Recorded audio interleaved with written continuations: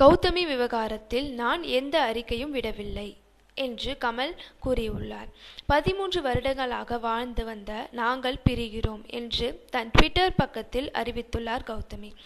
மேலும் குறிப்பாக நானும் கமலும் பிரிந்து விட்டோம் என்பதை கனத்த மனதுடன் உங்களுடன் பகிர்கிறேன் என்று கூறியிருந்தார்.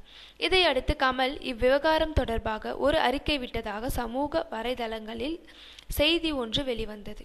அதில் என் மீது விழும் எச்சம் உன் மீதும் விழாது என்று சொல்வதில் எனக்கு எந்த விதமான பெருமையும் கிடைக்கப் போவதில்லை.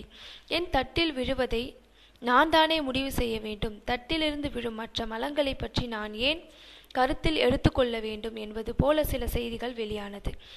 இந்த நேரத்தில் கமல் தன் ட்விட்டர் பக்கத்தில் ஒரு செய்தி வெளியிட்டுள்ளார்.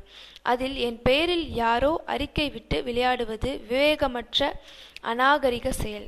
நான் நிச்சயமாக அறிக்கை ஏதும் விடவில்லை என்று கமல்ஹாசன் கூறியுள்ளார். இது போன்ற மேலும் பல சினிமா செய்திகளை தெரிந்து கொள்ள தினேஷ் சினிமாவை சப்ஸ்கிரைப் செய்யவும். உடனுக்குடன் தெரிந்து கொள்ள பெல் பட்டனை பிரஸ் செய்யவும்.